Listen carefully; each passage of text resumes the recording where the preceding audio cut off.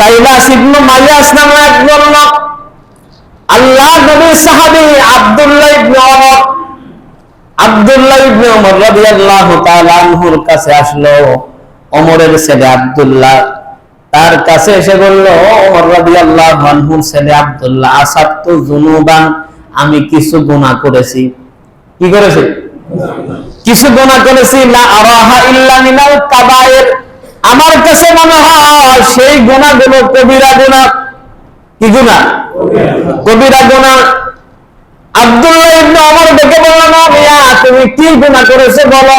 লোকটি বলেন, কাজা ওয়া কাজা, আমি বললাম এই গুনাহ করেছি। আব্দুল্লাহ ইবনে ওমর ডেকে বললেন, না না, তুমি যেই গুনাহর কথা বলতেছো এগুলো কবিরা গুনাহ নয়। এবার আমি জিজ্ঞেস করলাম, কবিরা গুনাহ কি? আব্দুল্লাহ ইবনে ওমর বললেন, কবিরা গুনাহ হলো 9টি। কয়টি? 9টি। 1 নাম্বার আল্লাহর সাথে শিরিক করা, 2 নাম্বার অন্যায়ভাবে মানব হত্যা করা, 3 নাম্বার জিহাদের ময়দান থেকে পলায়ন করা, 4 নাম্বার সতী নারীর বিরুদ্ধে জেনার অপবাদ দেয়া, 5 নাম্বার সুদ খাওয়া, 6 নাম্বার এতিমের মাল আত্মসাৎ করা, 7 নাম্বার আল্লাহর ঘর মসজিদের মধ্যে ধর্ম বিরোধী কাজ করা, 9 নাম্বার 8 নাম্বার ধর্ম নিয়ে উপহাস করা, 9 নাম্বার পিতামাতার সাথে অসদাচরণ করা। এরপর আব্দুল্লাহ ইবনে ওমর তাকে ডেকে বললেন, তাইলাসকে ডেকে বললেন, তাইলাস শোনো, আতাফরাকুন নার ওয়া তুহিব্বু আন তাদখুলাল জান্নাহ, ও তাইলাস তুমি কি জাহান্নাম থেকে বাঁচতে চাও, জান্নাতে ঢুকতে চাও? তিনি বললেন, হ্যাঁ, এই জন্য তো আপনার কাছে এসেছি। গুনাহ মাফ কেমনে করা লাগে, কেমনে নেওয়া লাগবে তা জানার জন্যই তো এসেছি। আমি তো জান্নাত চাই, তাই তো এসেছি। এবার আব্দুল্লাহ ইবনে ওমর তাকে বললেন, আহাইয়ুন ওয়ালিদুক, তোমার মা বাবা কি বেঁচে আছে? তাহলে আব্দুল্লাহ ইবনে আব্বাসের কাছে যে লোক আসছিল তিনিও যে কথা বললেন, আব্দুল্লাহ ইবনে ওমর ঠিক একই কথা। ও মিয়া, তোমার মা বেঁচে আছে নাকি? লোকটি বলল, না, কুলতু ইনদি উম্মি, আমার বাবা বেঁচে নাই, কিন্তু মা এখনো বেঁচে আছে। এবার আব্দুল্লাহ ইবনে ওমর বললেন, মিয়া তুমি যদি জাহান্নাম থেকে বাঁচতে চাও আর আল্লাহর জান্নাতে প্রবেশ করতে চাও, তাহলে বাড়ি চলে যাও। ফাওয়াল্লাহ, আল্লাহর কসম করে বলি, লাউ আনানতাল কালামা ওয়া আত'আমাহাত তুআমা তাদখুলুল জান্নাহ, ও আল্লাহর গোলাম, তুমি যদি জান্নাতে প্রবেশ করতে চাও আর জাহান্নাম থেকে বাঁচতে চাও, আল্লাহর কসম করে বলি, বাড়িতে চলে যাও আর তোমার মায়ের সাথে ভালো ভালো কথা বলো আর তোমার মাকে ভালো ভালো খাবার দাও। সুবহানাল্লাহ। তুমি যদি তোমার মায়ের সাথে উত্তম কথা বলো আর ভালো ভালো খাবার দাও, ওয়া আত'আমাহাত তুআম, মাকে যদি ভালো ভালো খাবার দাও, তাদখুলুল জান্নাতা, তাহলে এই কাজটাই তোমাকে আল্লাহর জান্নাতে প্রবেশ করায় দেবে।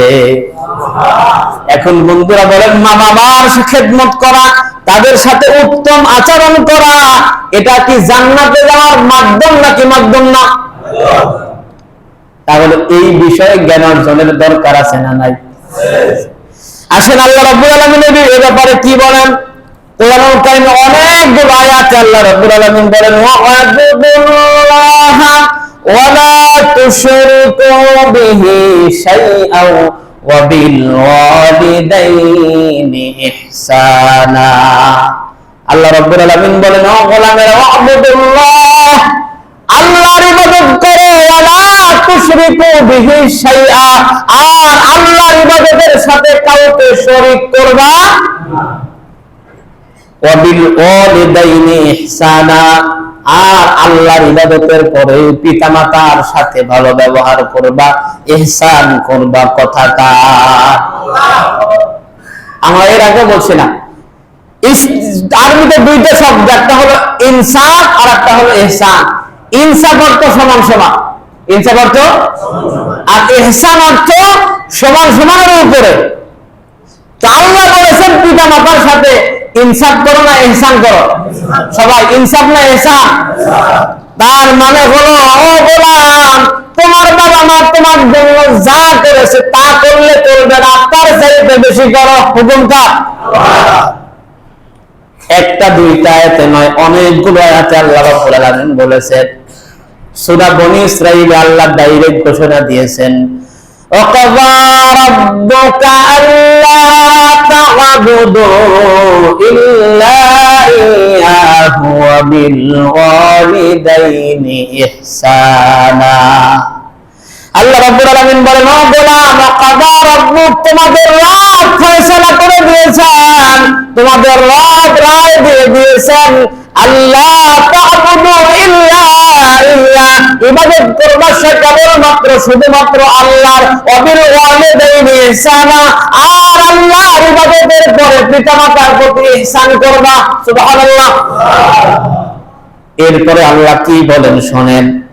এরপরে আল্লাহ রাব্বুল আলামিন বলেন, শোনো, ইম্মা যদি ইয়াবলুগান্না, তোমাদের ইম্মা ইয়াবলুগান্না ইনদাকাল কিবারা আহাদুহুমা, তোমাদের কাছে যদি পৌঁছে যায় তোমার পিতামাতাদের থেকে দুইজন, তোমার পিতা এবং মাতা উভয়ে যদি বৃদ্ধ অবস্থায় তোমার কাছে পৌঁছে, অথবা আহাদুহুমা আও কিলাহুমা, দুজনের একজন যদি বুড়া অবস্থায় তোমার কাছে পৌঁছে যায়, তাহলে ফালা তাকুল লাহুমা উফ, ও গোলাম, পিতা মাতার কোন আচরণে তুমি এটা বলবা না, উফ শব্দ বলবা না। মায়ের কোন আচরণে, বাবার কোন আচরণে এইটা বলতে পারবা না, উফ আব্বা তুমি এটা বললা। তাদের কোন আচরণে উফ শব্দ তোমার মুখ দিয়ে বের হবে না। কথা কার? সবাই কথা কার? এরপর আল্লাহ বলেন, ওয়ালা তানহারহুমা, আল্লাহ রাব্বুল আলামিন বলেন, এরপরে আল্লাহ বলেন, খবরদার, লা তানহারহুমা, তাদের দুজনকে কখনো ধমক দিবা না। কে বলে? কতক্ষণ কে বলে? এই নিষেধ কার? কিন্তু পিতা মাতাকে ধমক দেয় এরকম সন্তানও আছে না নাই? খবরদার, লা তানহারহুমা, আল্লাহ বলেন ধমক দিবা না।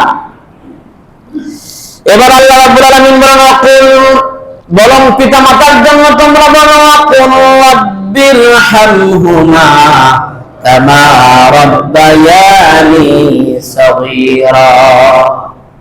আল্লাহ রাব্বুল আলামিন বলেন, আকুল, তোমরা বলো, লাহুমা, তোমাদের পিতা মাতার সাথে কাওলান কারীমা, ধমক তো দিবাই না, পিতা মাতার সাথে কাওলান কারীমা, কাওলান তোমরা কথা বলবা, এমন কথা, কারীমা সম্মানজনক কথা, ভালো কথা বলবা। সুবহানাল্লাহ।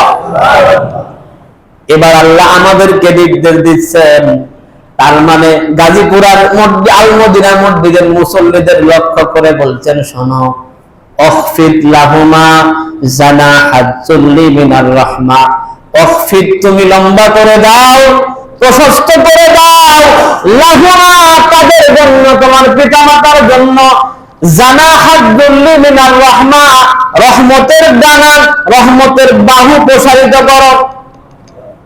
কে বলেন? আল্লাহ বলতেছেন রহমতের বাহুকে প্রসারিত করে দাও। এখন আমার আপনার তো ডানা নাই, পাখা নাই, পাখা আছে হলো পাখির, আল্লাহ ডানা বিস্তার করতে বললেন, এর ব্যাখ্যা কি হবে? তাফসীরে ইবনে কাসির এসেছেন, তাফসীরে তাবারিতে এসেছেন, ওয়াকফিদ লাহুমা জানাহাজ যুল্লি মিনার রাহমা, এর ব্যাপারে আল্লাহ বলেছেন, লা তামতানি মিন শাইইন আহাব্বা, আল্লাহ বলেছেন, শোনো, তোমার পিতামাতা যদি কোনো জিনিস পছন্দ করে, তাদের পছন্দনীয় কোনো জিনিস করতে তোমরা বাধা দিবা। রহমতের বাহু বিস্তার করে দেওয়া মানে হলো তাদের পছন্দনীয় কোনো কাজে বাধা দিও না। শেষে গিয়ে আল্লাহ শিখালেন, বলো, আল্লাহ কোথায় এভাবে অর্ডার করেন নাই।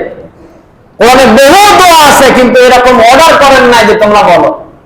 আল্লাহ বলেন, রাব্বিরহামহুমা কামা রাব্বায়ানি সগীরা, আবার রাব্বিরহামহুমা কামা রাব্বায়ানি সগীরা। আল্লাহ বলেন, বলো, আমার কাছে তোমার পিতা মাতার জন্য বলো। দোয়া শিখাচ্ছেন কে? সবাই বলেন কে? আল্লাহ। আল্লাহ বলেন, বলো, হে রব, রব্বি, হে রব, ইরহামহুমা, আপনি তাদের উপরে রহম করেন। তাদের মানে কাদের? মা বাবার উপরে রহম করেন। কামা রব্বায়ানি সগীরা, কামা যেভাবে রব্বায়ানি আমাদেরকে প্রতিপালন করেছে, সগীরা ছোট অবস্থায়, পিতামাতা আমাদেরকে যেভাবে ছোট অবস্থায় লালন পালন করেছে, আপনিও তাদেরকে রহমতের করে লালন পালন করেন। সুবহানাল্লাহ। এই দোয়া